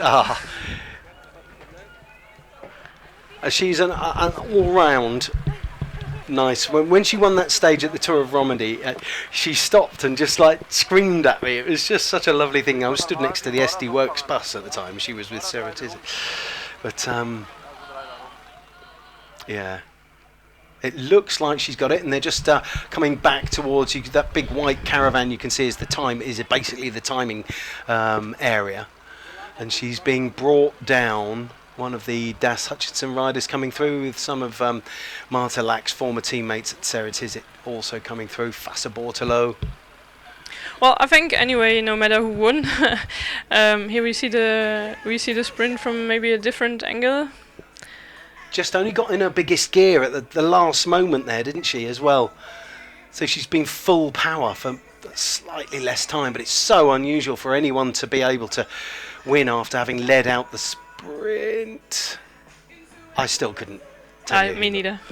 But yeah, I'm just coming back on the whole race. Maybe I think we saw an interesting race. The first part on this big lap was not so aggressive, but we could tell that already maybe beforehand, because the wind was definitely not in the good direction to help a group stay out after the major climb. And then, as always, this small lap with those two climbs following up one each other very quick. First, making the legs tired, and then in the last lap, you have a little group that managed to stay out. And it then comes to sprint. It could also have come back from behind if the line is a little bit further away. You never know, because they literally stopped pedaling in the last kilometer, really looking at each other. So I think they can already be happy that the group from behind was not catching them back. And then we have this huge sprint from both of them, no matter who won, if it is Marta or Confaloneri. Both did an amazing sprint. And congrats to whoever won. Yeah, here we see some highlights of earlier in the day, and the aggressive ride that Visma Lease Bike Yes, put we were forward. talking about the aggressive riding from Visma Lease Bike, but in the end, as I said to you, they made a really nice situation. They had 4 in front, but in the end, they didn't win, or they didn't become second. I also don't think they finished on the podium, unless Eva didn't finish third. I was not aware of it, but that's what I wanted to say earlier on. They had a lot of girls in front, but they couldn't make profit out of it, and that made the difference. It's a team that often lives in the shadow of Marianne Vos and Pauline Ferrand-Prévot. Yes, but well. They are not here, so this is a race where every one of them could put themselves in the light. And you can see, a bunny hop. Congrats to whoever it was. I hope everyone that crashed, because there were quite a lot of crashes. I thought. I hope everyone is okay. But yeah, I was super excited to share this race with you, to see this final. Very tight, very interesting final, and I hope that tomorrow will be as exciting as today. Yeah, I think it was. I think this one moment could have defined the race. I think Steffi Haberlin could have gone on and won that had Marta just sat and said, "Go on, you chase." Yes, but if Marta wins anyway, in the end, we're still waiting for the confirmation. You cannot say that you did something wrong. No. If now she's losing it if she's losing it instead of winning it, then you can say, this effort maybe was the effort that you missed in the end. And then you should have let Steffi go alone, and then you could have set on, let her do her thing, and just focus on the sprint. But if Marta does win, and I hope we soon have confirmation or not about who's actually winning, then you cannot say you did the wrong move. But it was the wrong thing, yeah. That's Kinty. The winner always has the did always the good choice. That's Quinty van Hoogte from the Van Eyck Belco team, who is one of the victims of some of the crashes we saw. We saw more than we normally see in this race, didn't we? I think. More crashes than we normally see. Yeah, to be honest, I never see crashes because I always rode in the front, so crashes mostly happen in the back. But yeah, if I look at it at the TV, then I see the racing now from a different point of view. I see views that I never saw before. Sometimes I'm like, did this really happen? I never saw this in 12 years, but it really does happen. So also with the crashes. You never missed an edition of this race. No, this is the first. This is the first year where I did not pin up a number. Yeah. How do you feel now? I'm feeling very sweaty sitting and talking to you for 3 hours in this van. But it was a good race to watch and a good race to share with you all. I hope you all enjoyed it and you will be back tomorrow. I do not miss racing like that. I do miss. Part of being an athlete. I do miss feeling in shape and being able to ride fast my bike and having the freedom to plan my day and my race schedule and my training the way I want. The other thing I'll mention is we are sharing our commentary box with your very, very nice Specialized S-Works Crux, aren't we? Yes. And it's looking it's also very warm. nice. Yeah. With its with gravel tyres on as opposed to cross tyres, but they're using it as the Specialized are kind of using it as their gravel racer now, aren't they? Yes, I use this model Crux for Cyclocross over all these years, and I was lucky enough to get at the end of my last race with SD-Works Pro Time this bike from the team as a thank you for all these years, and it's my favorite bike, and now I'm commuting with it. I do have an S-Works myself, but it's also 17 years old, and we're just going to hopefully see the podiums here as we look out of the tiny window in our commentary box, in our very warm commentary box.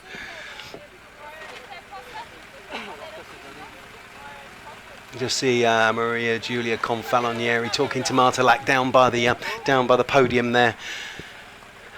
I always think this race has a wonderful community feel about it, and that's one of the things I really, really love about coming to this race. I think it's my 7th time. It's actually a whole weekend. 2 days ago there was also a randonnée at the Jacob, so where everyone can ride. They have two or three different laps that you can ride. I did it. I did it 2 days ago. Oh, you did it, did you? Yes, it was my first 100k in a while, so I was happy about that. And sometimes this ride is after the races, and sometimes it's before. This year it was before, and now we have two race days, and it's really a tradition. It became a tradition now in the Luxembourgish race calendar, and I seem to recall that's how it started. It started with a randonnée, didn't it? Oh, now you're asking me something I don't know. I cannot give you the right answer to that. Yeah, I just know that, and I can tell you and guarantee you that we have a lot of people working for free on this races, on this project, and when I see what they can do every year again and again, having nice winners, having nice races to show, I think we need to thank them also to make sure this race survives against the big races. Absolutely. In the calendar. I mean, for a time this race was a 2-point pro, which is the second level of racing below World Tour. But as soon as the Vuelta Femina came along, it couldn't compete. It couldn't get the teams to come in and justify its existence at that level, which is such a shame. It's such a shame, and someone has to work really hard to maintain the races that we have, because there is an issue with race cancellations, which hinder development of younger riders. I mean, that's why. Yeah, we need to realize that it's nice to have big races, to have World Tour races, to have Grand Tour races. Of course, everyone wants to ride the Grand Tours and wants to ride the World Tours and the Roubaix and the Flanders. Me as well, huh? But you cannot start with these races. You need to prove yourself, and you need to improve yourself step by step, and that's the healthy way of doing. And if races like the Jacobs, and then I can tell you a lot more races, also smaller races in Belgium. If you don't help them to survive and to happen year after year, then also the younger riders, they don't have the opportunity to develop themselves in a healthy way. And that's a real danger. And if we don't have if we don't keep a hand a little bit on how the calendar is adjusted or established, and if we only give priorities, and if we only give the nice dates to the big races, then it's hard for an organizer who's doing this for free to convince people to help. But the thing is, they're doing it for free, but the only way they still have to pay, and the only way to convince sponsors to come in and pay is if it's a worthwhile spectacle. And this live stream, yes, they have to pay for. You're watching this. This year we had this race had even a worse year, because just at the beginning of the year, one of the main sponsors was not on anymore. Yeah. So that's of course, if you find yourself 3 months away from the race without the main sponsor, then it's pretty rough. And they were lucky that Ministry of Sport and Luxembourg, Let's Make It Happen, that's our nation branding, they were ready to jump in, even if all dates, all deadlines were passed over already. They were lucky to, well, the organizer was lucky that they were still jumping on the train, and at least make sure that some of the budget was coming back. But yeah, it's not easy to convince sponsors, private sponsors, to invest money in sport. And there needs to be a reason, and of course, if you have to fight against very big races, then it's hard to convince sponsors to be part of the adventure. And there we just got confirmation there. We've got Marta Lacas first, Maria Julia Confalonier. So Marta, here we meet again for the third time. I can't say it has been a long day. And Sarah Van Dam was there in third from the Volker Vessels team. It was a sad ending. You won. Yeah, I'm really happy. I was at their briefing before the race. I'm not gonna hide it. Yeah, I knew that if it was going to a sprint, that she was the card they were supposed to sprint for. And I mean, I'm really impressed about the sprint she showed today. I sprinted against her last year on this same line, which was a little bit even harder sprint, and she really put me in the hurt box and put me 2 meters. And I think I'm quite a fast rider, so no, she really deserved also today putting this sprint on. Don't do yourself down. I've seen you winning bunch kicks in Norwich. You beat Marianne Vos in the women's tour. I forget what year that was, 16, I think. You won 3 or 4 stages there. You said earlier you should always be happy when you win your. Let's just listen to the interview. Yes, someone from our team. In the end, I was in the front, but we raced very strong, very smart with the girls. We tried at some moment, but we were covering the attacks, riding fast when it was necessary, and then. All the riders gave effort for this victory today. Yeah, that's what we saw, actually, a lot of SD works. And by the way, how was it for you? Because you changed team during the winter, and it seems that it was a good thing for the moment because you already won this year, and so that's your second or third win this year? Second win. Yes, I changed the team. Of course. Okay, just try and hang on for the end of this interview, but our time is coming very quickly to a close. Let's just hear this final response. Actually, it was the same in Ceratizit, but in SD Works that everybody of us can take a chance when it's possible.